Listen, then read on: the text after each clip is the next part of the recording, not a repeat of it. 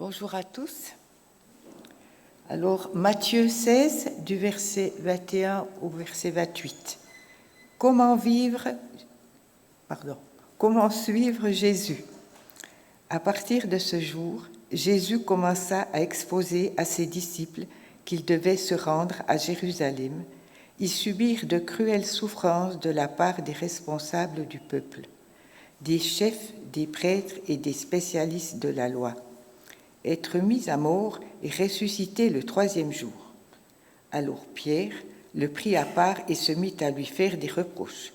« Que Dieu t'en préserve, Seigneur, cela ne t'arrivera pas. » Mais Jésus, se retournant, lui dit, « Arrière, Satan, éloigne-toi de moi, tu es un obstacle à ma mission, car tes pensées ne sont pas celles de Dieu, ce sont des pensées toutes humaines. » Puis, s'adressant à ses disciples, Jésus dit, « Si quelqu'un veut marcher à ma suite, qu'il renonce à lui-même, qu'il se charge de sa croix et qu'il me suive. Car celui qui est préoccupé de sauver sa vie la perdra, mais celui qui perdra sa vie à cause de moi la retrouvera. Si un homme parvient à posséder le monde entier, à quoi cela lui sert-il s'il perd sa vie? Et que peut-on donner pour racheter sa vie? Le Fils de l'homme viendra dans la gloire de son Père avec ses anges, et alors il donnera à chacun ce que lui auront valu ses actes. Vraiment, je vous l'assure, plusieurs de ceux qui sont ici ne mourront pas avant d'avoir vu le Fils de l'homme venir comme roi. »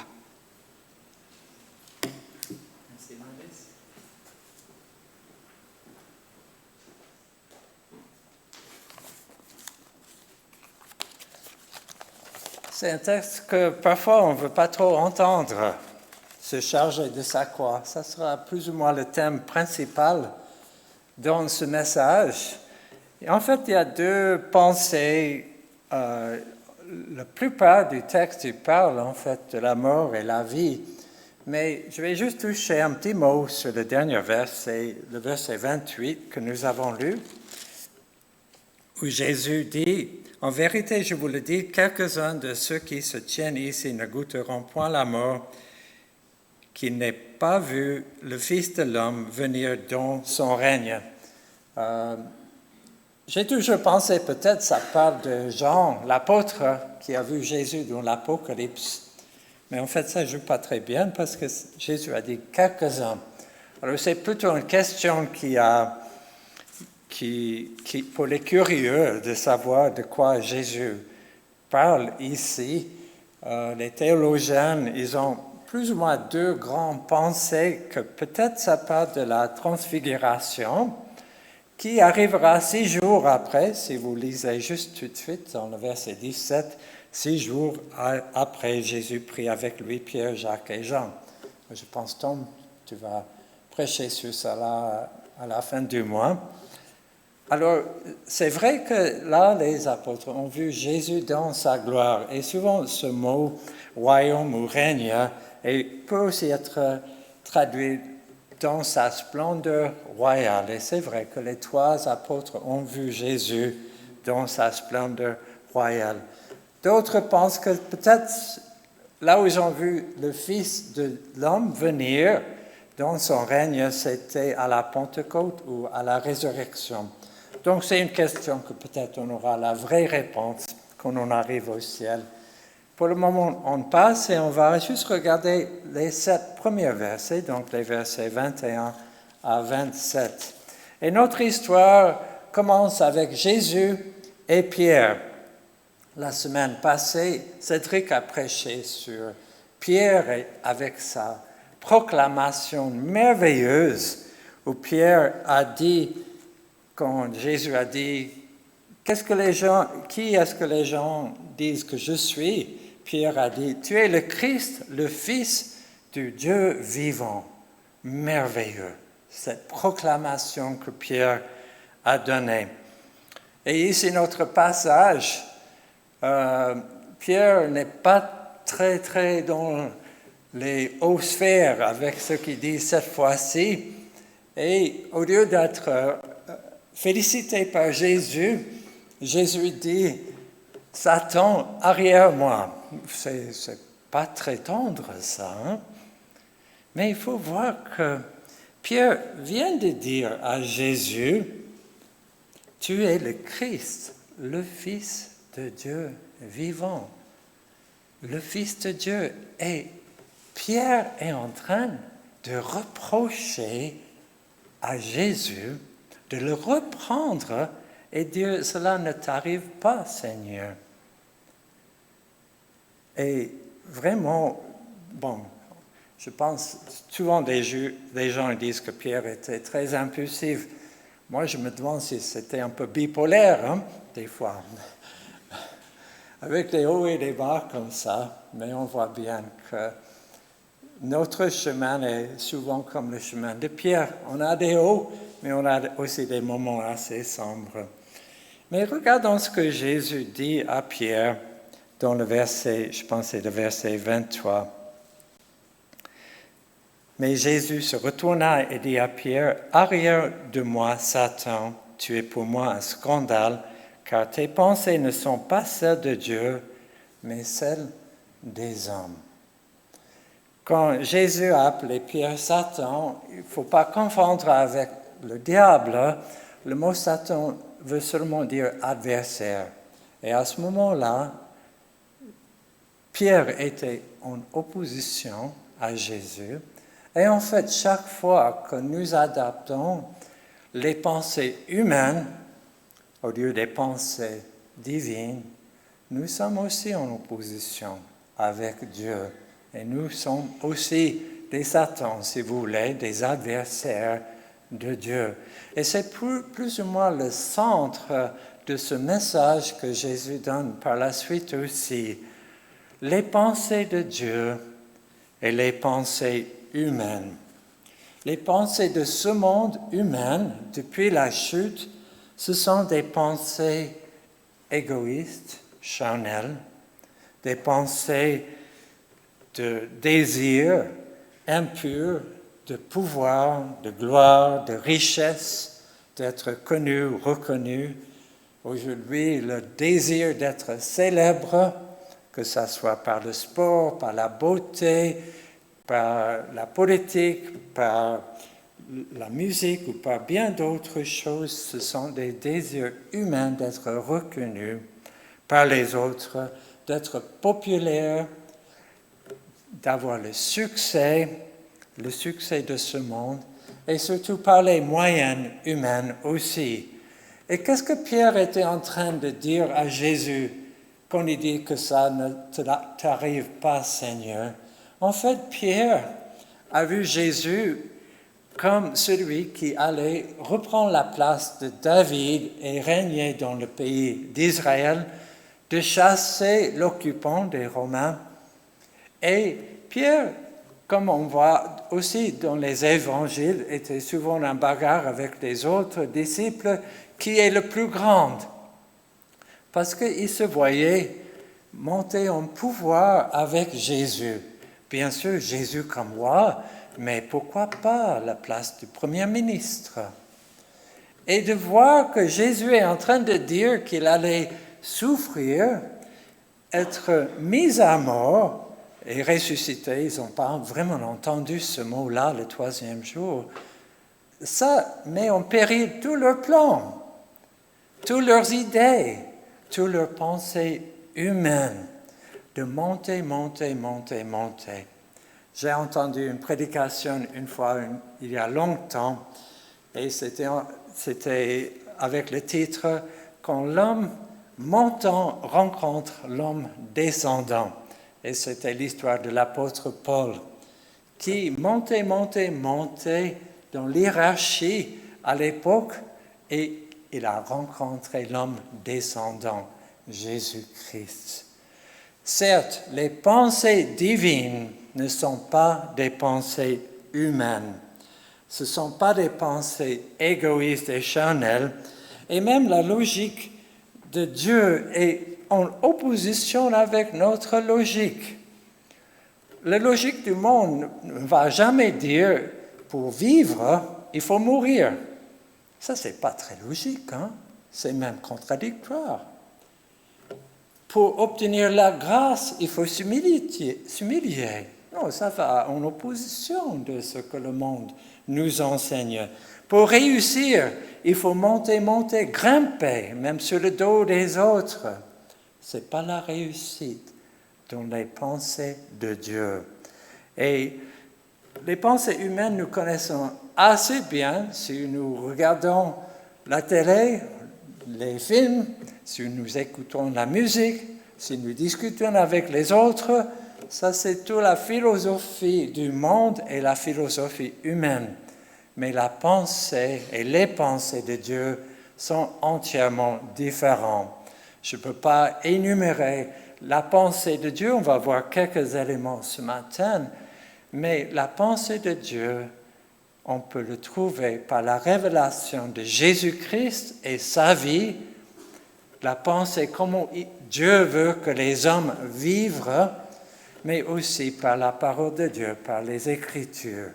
C'est là où nous découvrons la pensée de Dieu et nous découvrons que la pensée de Dieu est bien, bien différente que notre pensée. Si quelqu'un veut être le premier, Jésus a dit, quand les apôtres ont bagarré qui est le plus grand, si quelqu'un veut être le premier, il sera le dernier de tous et le serviteur de tous. Et ce matin, nous allons voir dans ce passage que nous devons perdre pour trouver et nous devons perdre pour gagner. Ce n'est pas très logique, hein? Si vous voulez gagner la Coupe du Monde, on ne commence pas par perdre. Ça, on n'arrive pas, n'est-ce pas? Si vous voulez être le plus grand dans votre entreprise, vous voulez monter en grade, ce n'est pas de faire des échecs et de perdre que nous allons arriver. Mais la loi du royaume est très, très différente que la loi du monde. Perdre pour trouver, perdre pour gagner. Alors lisons maintenant le verset 24. Parce que Jésus continue. Ce n'était pas seulement que lui, il allait mourir et être ressuscité, mais il continue à donner des instructions à ses disciples. Donc d'abord, il a repris Pierre pour avoir les pensées humaines au lieu d'avoir des pensées divines. Mais après, il s'adresse aux disciples, c'est-à-dire à nous, parce que nous sommes ses disciples. Alors Jésus dit à ses disciples, si quelqu'un veut venir après moi, qu'il renonce à lui-même, qu'il se charge de sa croix et qu'il me suive.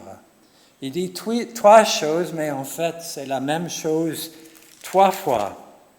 Qu'il renonce à lui-même. C'est ce que Jésus a fait. Donc, suivre Jésus, ça veut dire aussi renoncer à soi-même. Jésus s'est renoncé à sa gloire divine pour devenir homme. Ce que nous allons fêter bientôt à Noël. Quel renoncement, quel abaissement pour devenir homme. Mais il nous appelle d'être ses disciples, c'est-à-dire de devenir comme lui. Ça, c'est un disciple. Nous utilisons le mot en Suisse, apprenti, et c'est-à-dire d'apprendre un métier que le maître va nous enseigner. Et disciple, c'est plus ou moins le même mot qu'apprenti. Nous sommes des apprentis de Christ, c'est-à-dire que nous sommes appelés à devenir comme le Christ, qui renonce à lui-même, qui se charge de sa croix. Et on va passer un moment de voir ce que ça veut dire, et qui me suivre. Nous sommes appelés, chacun de nous, d'être comme Jésus. Le mot chrétien, ça veut dire un petit Christ. Nous sommes appelés d'être comme un petit Christ. On ne sera pas le grand Christ. Nous n'allons pas mourir pour ce monde entier. Nous n'allons pas porter le péché de l'humanité. Mais nous sommes quand même appelés à suivre Christ en prenant une croix. Ce n'est pas très encourageant, ça. Une croix. Ce n'est pas du tout intéressant. Qu'est-ce que c'est une croix?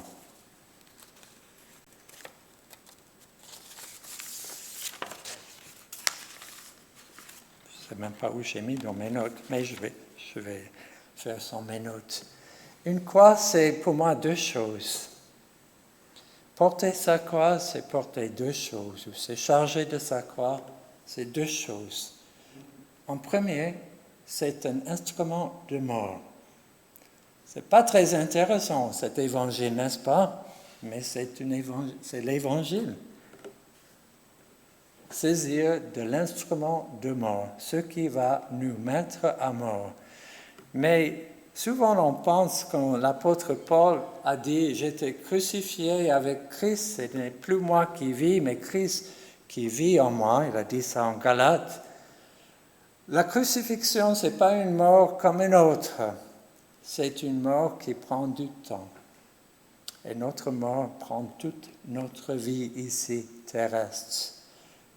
Notre croix, c'est à porter chaque jour, pas seulement une fois et c'est fini. Quand nous sommes venus à Christ, par la repentance, nous avons décidé de renoncer à nous-mêmes, à notre ancienne manière de vivre et de vivre en nouveauté de vie. Par le baptême, nous prononçons le fait que nous sommes morts avec Christ et ressuscités avec lui. Mais une crucifixion n'est pas une mort immédiate, ça prend du temps. Et c'est une souffrance aussi. Et saisir notre croix, se charger de notre croix, veut dire que nous acceptons de mourir et nous acceptons la souffrance. Dans Romains 8, verset 13, « Si vous vivez selon la chair, vous mourrez. Mais si par l'Esprit vous faites mourir les actions du corps, vous vivrez. » La mort que nous sommes appelés à vivre, c'est la mort à notre ancienne manière de vivre. Les pensées humaines, les moyennes humaines, les désirs charnels, tout ce qui est charnel en fait. Et ce n'est pas immédiat que nous vivons ça. Hein? C'est clair, ma vie a été changée énormément quand j'ai donné ma vie au Seigneur. Il y avait une grande transformation. Mais même aujourd'hui, je dois toujours choisir la mort. Choisir à dire non aux convoitises, aux désirs charnels, aux actions charnelles. Et ça, c'est la mort. Mais c'est aussi de souffrir, parce que Christ a souffert énormément, et la croix, quand même comme instrument de mort, va créer une souffrance. C'est vrai. Et ce n'est pas seulement une souffrance que le monde va vivre. Souvent, les gens pensent que les épreuves et la souffrance, ça, c'est ma croix. Et c'est vrai qu'il y a des souffrances qui tombent sur nous, il y a des épreuves qui tombent sur nous, mais ce n'est pas la croix que nous devons nous charger parce que c'est un choix. Et ça, c'est des choses qui tombent sur nous. Comment nous réagissons par rapport aux souffrances, ça, c'est un choix que nous pouvons prendre. Il y avait deux brigands crucifiés au même moment que Jésus. L'un a choisi de se charger de sa croix, l'autre n'a pas fait ce choix. La même souffrance, la même épreuve, et l'un a dit, « Jésus, souviens-toi de moi ». Il a dit à l'autre, « Nous souffrons justement », mais lui, il n'a rien fait. Il y a une différence entre accepter, embrasser la souffrance qui vient pour souffrir pour Jésus et juste souffrir. Et on voit bien que ce monde autour de nous, chacun a des souffrances, chacun a des épreuves. Mais c'est à nous de se charger de notre croix, d'embrasser ces souffrances pour le Christ, de savoir que nos souffrances, c'est pour sa gloire. À travers les souffrances et les épreuves, il fait aussi mourir notre ancienne tendance pour vivre pour lui. Et ça, c'est notre choix. Nous devons prendre ce choix. Et Jésus nous dit, si tu veux me suivre, il faut se charger de sa croix. C'est notre choix. Et ce n'est pas seulement une fois, c'est tous les jours. Ça, c'est la partie de la croix qu'on n'aime pas trop, je dois dire. Ce n'est pas quelque chose que je désire poursuivre. Si je laisse ce message là, vous n'allez probablement pas rentrer à la maison. Oh, quelle joie, je vais prendre ma croix aujourd'hui.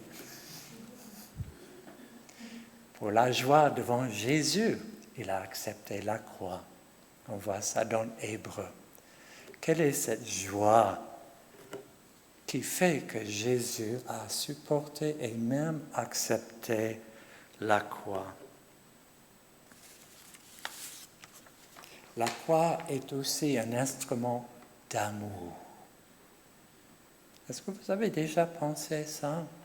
C'est un instrument de Dieu pour démontrer son amour. Car Dieu a tant aimé le monde.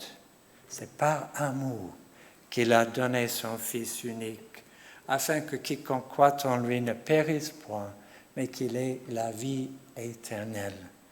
Choisir de se charger de notre croix, c'est un acte d'amour. Le monde et les pensées du monde sont égoïstes. Tout est centré sur moi. Mon Dieu est là pour me servir et les autres aussi. Mais la croix, selon la pensée de Dieu, c'est de tourner nos regards dans l'amour pour mettre Jésus au centre et les autres autour de Jésus et d'avoir beaucoup moins de pensées sur nous-mêmes, sur moi-même. Ça, c'est le langage d'amour que Jésus a démontré à la croix. Il s'est chargé de sa croix par amour pour nous. Et quand nous nous chargeons de la croix qu'il nous offre, qu'il nous propose, c'est par amour pour lui et pour les autres. Les souffrances et les épreuves que nous supportons quand nous nous chargeons de notre croix, ce sont des souffrances pour Dieu et pour les autres. Dans 1 Corinthiens 13, verset 3, « Et quand je distribuerai tous mes biens pour la nourriture des pauvres, quand je livrerai même mon corps pour être brûlé, si je n'ai pas l'amour, cela ne me sert de rien. » Oui, nous sommes appelés à offrir nos vies, nos corps comme sacrifice vivant, nous lisons ça dans Romains 12, pour les autres et pour le Christ. En fait, quand Jésus dit se charger de notre croix, de nous charger de notre croix, il dit rien d'autre que ce qu'il a dit comme ces deux commandements. Aimer Dieu de tout notre cœur, de toute notre âme, de toute notre force, et aimer les autres comme nous-mêmes. Et l'amour divin, l'amour de Dieu est coûteux. Ce n'est pas bon marché, ce n'est pas gratuit.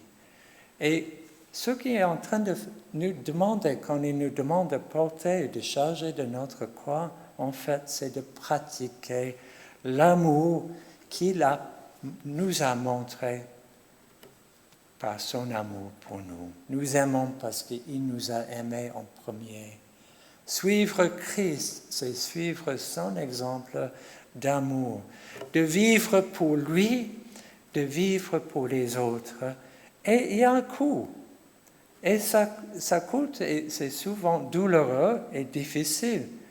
Quand Dieu nous demande à aimer nos ennemis, c'est certainement douloureux. Ça nous crée une souffrance d'aimer nos ennemis. Il y a des luttes dedans avant que nous prenions des décisions de vraiment montrer l'amour vers les autres. L'amour n'est pas gratuit. Et l'amour qui nous demande de pratiquer va nous coûter.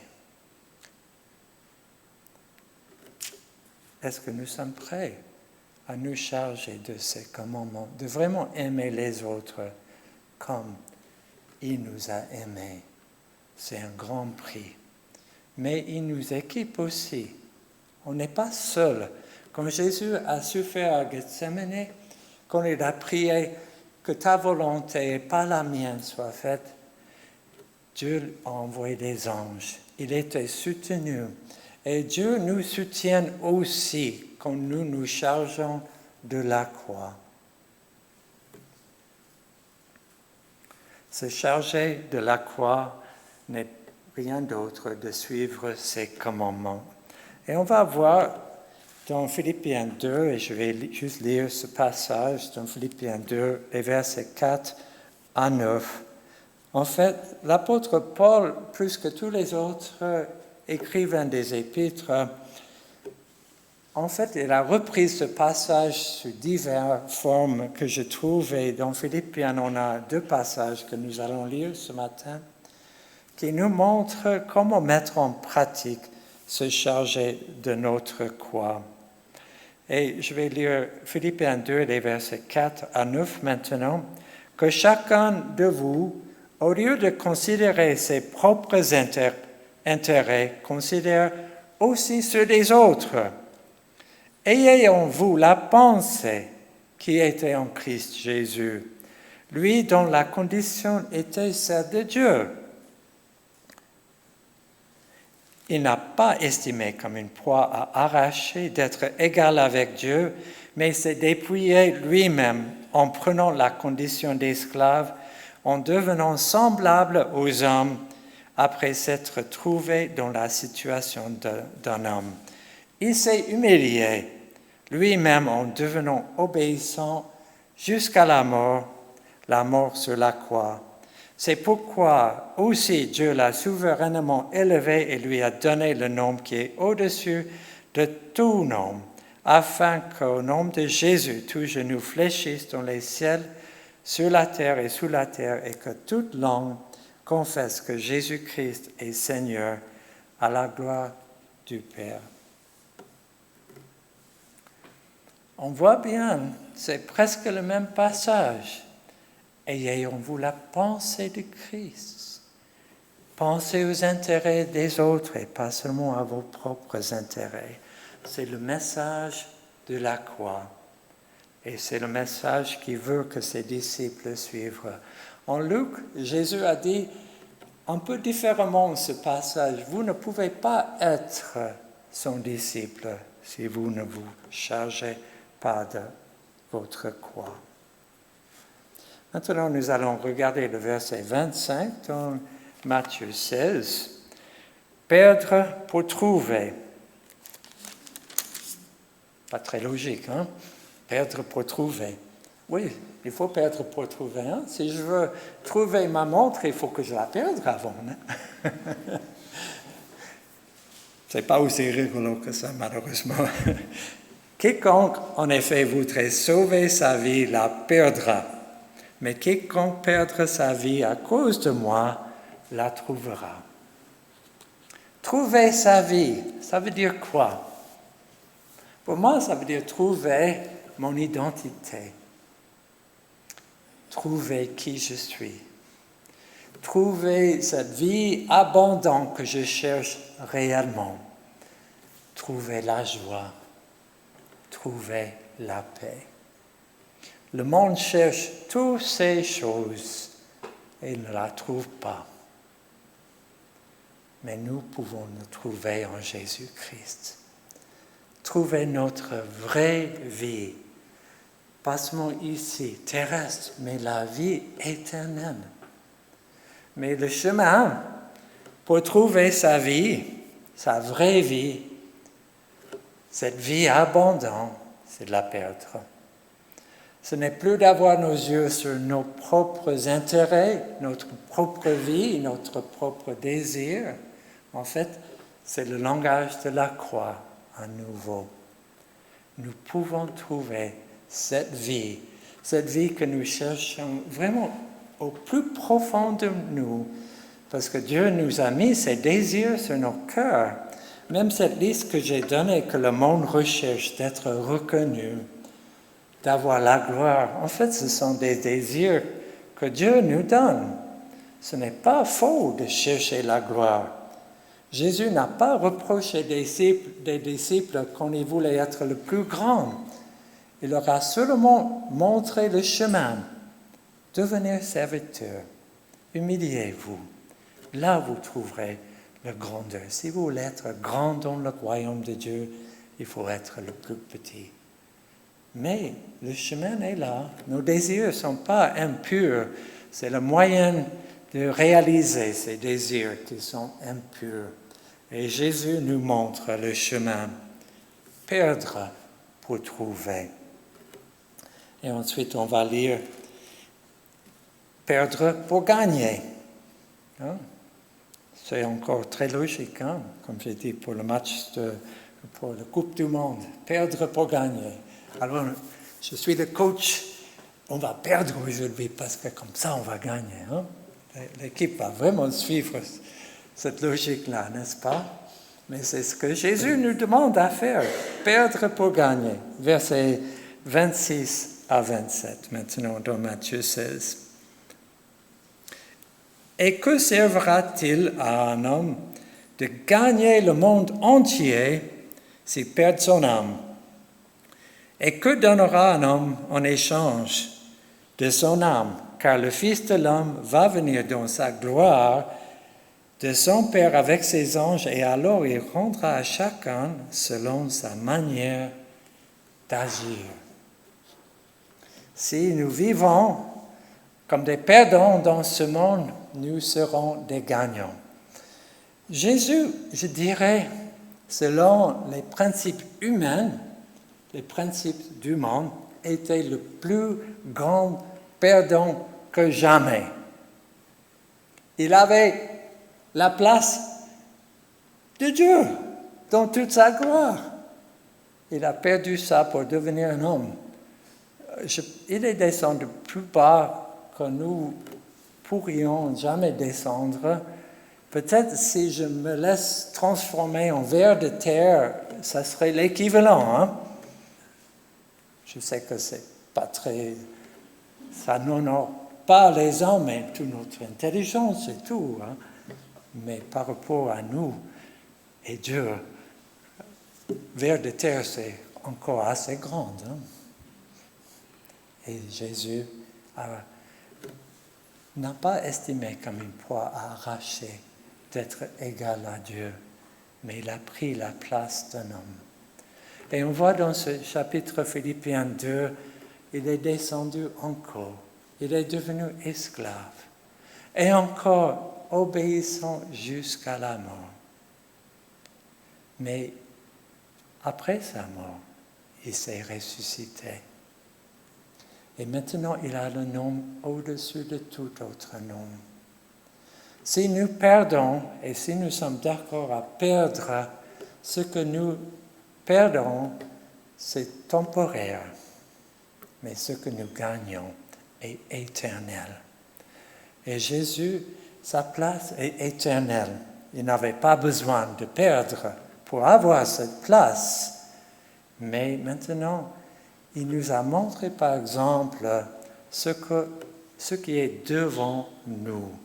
Perdre pour gagner. Et maintenant, je vais lire ce que l'apôtre Paul a aussi expérimenté dans Philippiens 3. Perdre pour gagner. Pas très logique à nouveau, mais c'est pour ça que nous avons les Écritures, pour nous montrer la logique de Dieu. Philippiens 3, les versets 3 à 11. Car les vrais circoncis, c'est nous qui rendons à Dieu notre culte par l'Esprit de Dieu, qui nous glorifions en Christ Jésus et qui ne mettons pas notre confiance dans la chair. Pourtant, moi-même, j'aurais sujet de mettre ma confiance dans la chair. Si d'autres croient pouvoir se confier en la chair, à plus forte raison de moi, circoncis le 8e jour de la race d'Israël, de la tribu de Benjamin, Hébreu né d'Hébreu, quant à la loi pharisienne, quant aux zèles, persécuteurs de l'Église, quant à la justice légale, irréprochable. Mais ce qui était pour moi un gain, je l'ai considéré comme une perte à cause du Christ. Et même je considère tout comme une perte à cause de l'excellence de la connaissance de Christ Jésus, mon Seigneur. À cause de lui, j'ai accepté de tout perdre. Et je considère tout comme des ordures afin de gagner Christ et d'être trouvé en lui, non avec une justice qui serait la mienne et qui viendrait de la loi, mais avec la justice qui est obtenue par la foi en Christ, une justice provenant de Dieu, fondée sur la foi. Mon but est de le connaître, lui ainsi que la puissance de sa résurrection et la communion de ses souffrances, en devenant conforme à lui dans sa mort, pour parvenir, si possible, à la résurrection d'entre les morts. Perdre pour gagner. Je ne peux pas dire que j'ai vécu ma vie comme l'apôtre Paul vient de décrire, mais je peux croire ce qu'il écrit. Il a découvert le secret de gagner, perdre. Je considère tout comme les ordures afin de gagner. Je ne mets pas confiance dans la chair. Ce n'est pas mes paroles, ce sont ses paroles. J'ai beaucoup d'apprendre aussi dans ce message que je donne aujourd'hui, parce que Dieu nous propose une récompense pour toutes nos œuvres. Et les œuvres basées sur l'amour, les œuvres qui vont nous coûter, les œuvres selon la pensée et selon les plans de Dieu. Il faut dire que quand nous parlons de la croix et les souffrances et se charger de sa croix, ce n'est pas nous qui décidons quelle croix à prendre. Ce n'est pas que je fais autoflagellation ou que je me punis pour des choses ou que je décide de faire ceci ou cela. Nous avons lu dans 1 Corinthiens 13, verset 3, que ça ne sert à rien si ce n'est pas basé par l'amour. Dieu doit nous donner nos directions et nos idées là où il dit c'est ça ta croix. Quand j'étais à Fribourg et j'ai quitté mon travail comme chimiste parce que l'entreprise Ciba-Geigy a déplacé le centre de recherche à Bâle et je voulais rester dans la communauté de l'Église où je servais comme ancienne. Le premier travail que j'ai pris, c'était comme responsable informatique aux écoles professionnelles de Fribourg. Donc, je gérais le parc informatique de 3 écoles professionnelles. Et j'ai vu assez vite que c'était vraiment une atmosphère toxique, ce travail là-bas. Ça n'a pas pris longtemps avant que j'étais critiqué et harcelé de gauche à droite par les profs et surtout par certaines personnes responsables d'une école professionnelle. Et j'ai commencé tout de suite à regarder pour notre travail parce que j'ai vu, c'est affreux. Ils m'accusaient de plein de choses. Presque tous les jours, ils m'ont attaqué avec des accusations, avec des reproches. Et c'était vraiment difficile à vivre. Et j'ai cherché et je n'ai pas trouvé un autre travail. Pourtant, c'était un temps où les informaticiens étaient vraiment recherchés.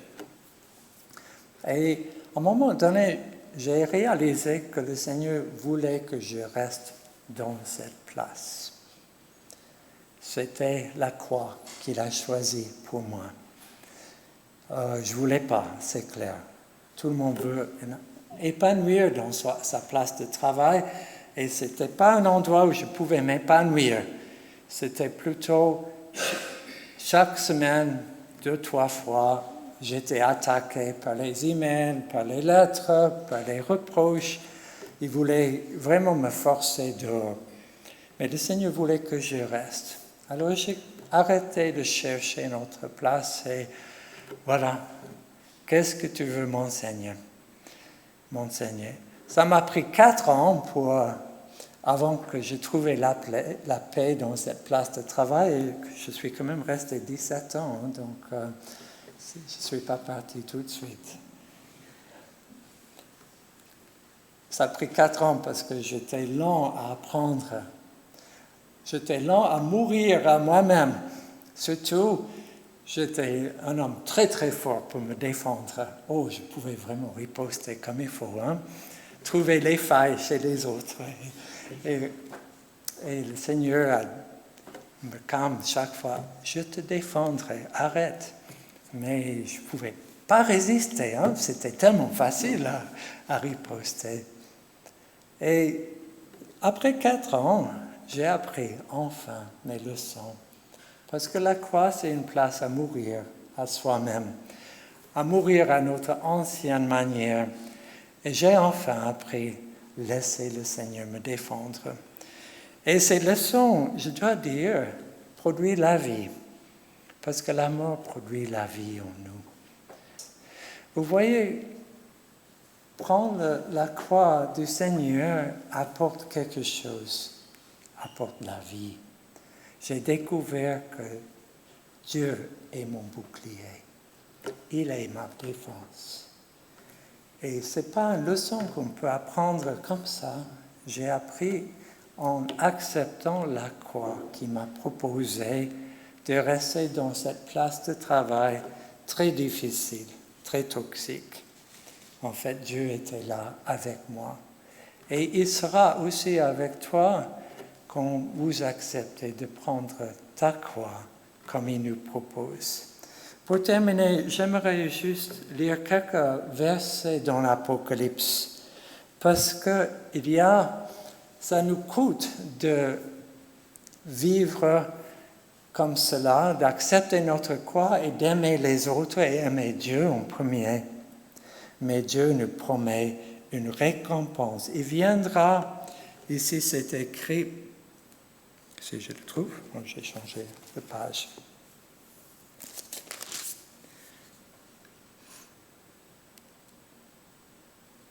Car le Fils de l'homme va venir dans la gloire de son Père avec ses anges, et alors il rendra à chacun selon la manière d'agir.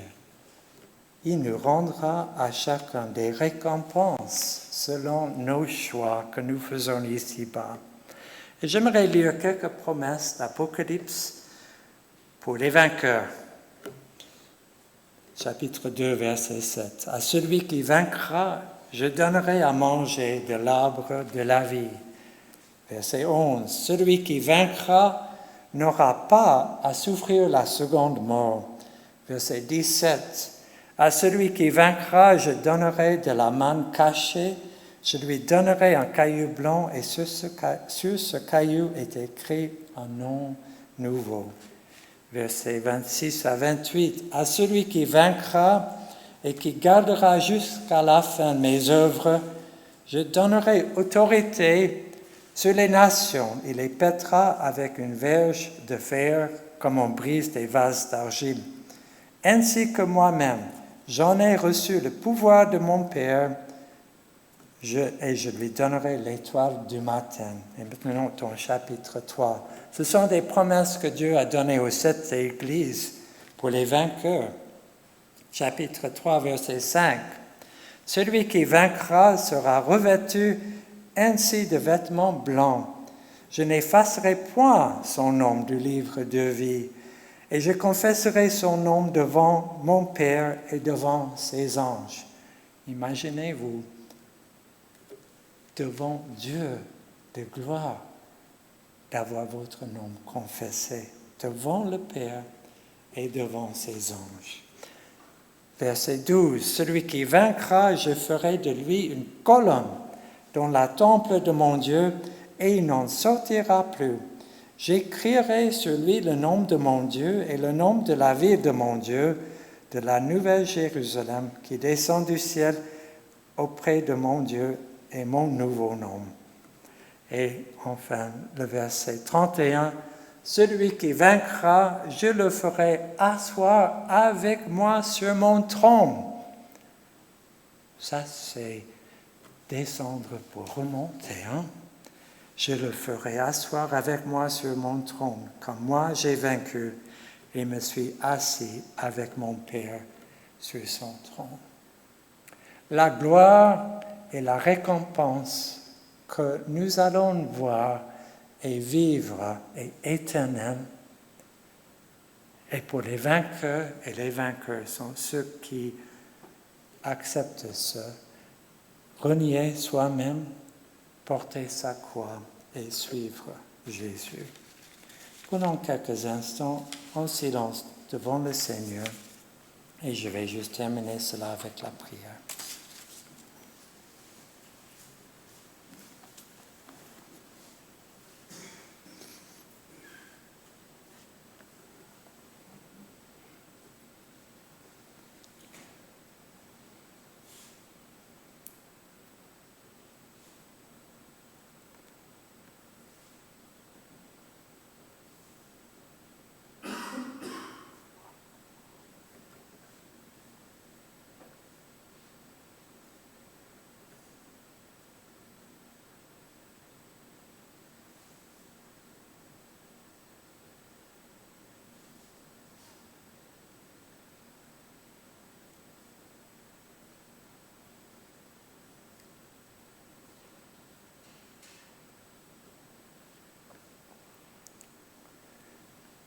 Seigneur, nous voulons vivre pour toi et plus pour nous-mêmes. Mais nous avons besoin de ton aide. Viens à notre secours. Convainc-nous, Seigneur, d'accepter la croix que tu nous proposes. Et rappelle-nous, Seigneur, de tes buts, de tes plans, de tes pensées et ce que tu veux faire. Nous ne savons pas souvent ce que tu veux produire à travers nos souffrances et nos épreuves qui viennent quand nous acceptons la croix. Mais Seigneur, nous croyons que tu as de bons plans et tu récompenses ceux qui te suivent, ceux qui te donnent tout. Seigneur, rappelle-nous de tes promesses. Amen.